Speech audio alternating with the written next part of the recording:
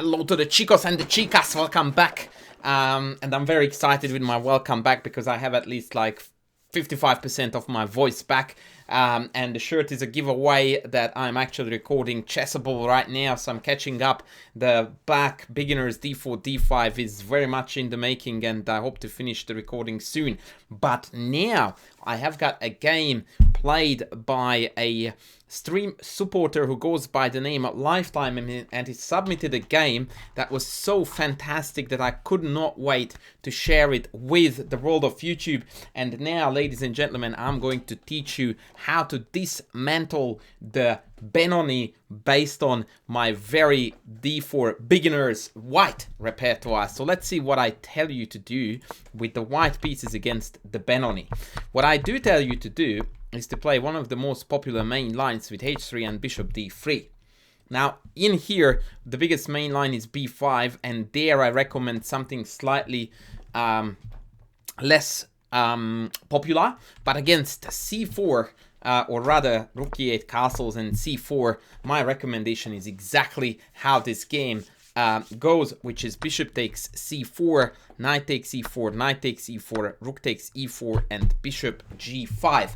Now, I really do pride myself on the fact that throughout the Benoni, and in fact throughout that whole course, I propose variations that thrive on initiative, attack, and superior development, and this already you can see is a textbook case of that, because after a mere 13 moves, white has completed development, the king is castled, we are ready to fight, and black is still struggling with really called, right? Back rank isitis, let's call it that. So back rank fest is what I like to call that, when we have got that many pieces still waiting to be developed. Anytime you have a position like this, you must feel confident that things have been going really well and it is time to further turn up the heat, excuse me. Queen b6 was played. Bishop f6 is, in my course, the move that I discuss a bit deeper detail, as I consider that to be the best. Queen b6, rook e1. White immediately responds with perfection. The idea is, once again, since we have got the development lead, to hit the iron, to strike the iron while it's hot. You want to trade this rook off, you want to penetrate. c4 is hanging. Ha! That's exactly what rook e1, what makes rook e1 so appealing, because we don't care about a hanging piece. That already makes you feel like you are an absolute champion. And after rook c4, indeed, rook e8 check, bishop f8, bishop h6, and after knight d7, we have got multiple ways to roam to victory.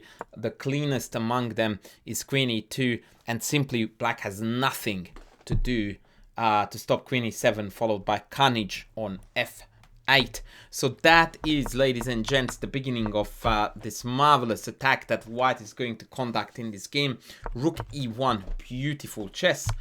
Rook takes e1. By the way, for the Benoni aficionados, I would like to add that almost every single variation, including this one that you see in this game, but every variation in my course recommends lines that are typically non-Benoni-like. Like, this is not a Benoni structure. And so the Benoni players often feel a little bit like a fish out of water in these setups, because it's not typical Benoni. In a typical Benoni, there is a black pawn on c5 and there's a white pawn on e4. And there are typical plans associated with the pawn structure. But here, they are a little bit on their own, and indeed, queen b6 is already a bit meh, and after rook e1, queen e1, black now needs to play extremely precise moves to survive. But let's not get ahead of ourselves, because boy, jolly fun is to come. Bishop d7, and what does my friend Lifetime play, who by the way is about, I think, 20 or 2100 on .com Rapid. He uncorks here the absolutely legendary b3. What a move. He goes like, the b2 pawn is hanging. That's right, let's hang the rook instead. Again, the typical chess mentality that I absolutely adore and love and try to teach to all of my students. This bishop is worth its weight in gold. This rook is a waste of space, and on top of that, after this take, Bishop h6 and queen g7 mate is virtually unstoppable. Kid you not, in this position, the engine recommends queen d8 as black's best move. No joke whatsoever. Followed by bishop takes d8. Thank you for coming. No joke. But see, it's not that much of a genius. The genius part is to think about a move, to consider a move like that. b3, absolute delight. Knight a6 was played, of course, trying to connect the back rank and bring the rook to the e8 square. Rook c1, very logical. Rook e8, bishop e3, all fine. Queen d8 was played, queen d2 was played. So now we are again ready to utilize the bishop virtually on any square of this diagonal. So that's looking like very good news. Black played here knight c5, and this is again another feature that I really admire to see in a player, which is to have the ability to see that the position is about to change and then evaluate that change correctly.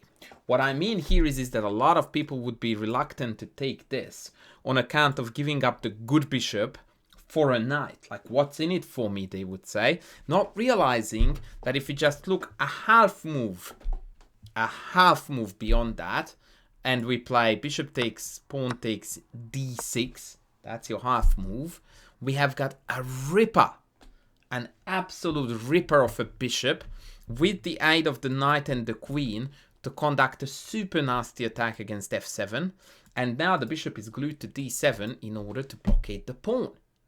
So now we transition from one type of advantage, which was actually quite difficult to define, I suppose, a little bit of a space advantage and better piece coordination, to a different one, which is a pass pawn and a brutal bishop that is helping us to attack. Bishop c6, a slight mistake, and now again, Lifetime goes after the black king like an absolute champion. Watch this, knight g5, rook f8, rook e1, very logical move. The threat is rook e7, and again the heat is getting turned on f7. Bishop f6, no problems. h4, just going forward like an absolute hero. Really love the way how this game is played, and in fact, if we look at accuracy, I think we could claim easily that Lifetime played a game of his life here. Queen f4, Lifetime game of his life. Nice one.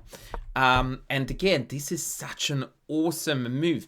This again requires tactical vision, because queen f4, whilst it does look like it does come closer to the king, doesn't appear to create an immediate threat, which is false. It does create an immediate threat, and I don't want to spoil it for you, so I will show you how the game went. The game went b5. That's a textbook case of how black did not see white's threat, which was the spectacular knight takes f7. And in the barrage of pins, black goes down. Beautiful chess. Absolutely awesome, man. I would be very, very proud of this game. If I had played this, I would be showing it on YouTube like crazy. Look at that. Takes, king takes, check, check, check.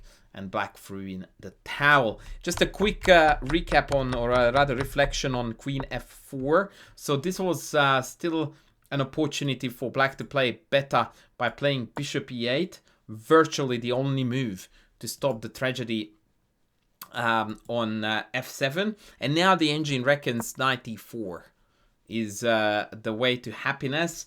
But there is still a fair bit of work to be done here for white, although there is no question about the fact that white's position is better. But of course it was far more spectacular to finish the game with this marvelous knight takes, then bishop takes, and then rook e7 check, utilizing the pin on the bishop. Oh boy, what a game. Take a bow, Lifetime 42. Shout out to you from here again.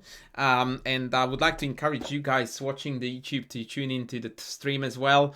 I do a lot of game analysis these days. I tend to play less, and I tend to do more educational content on stream as well.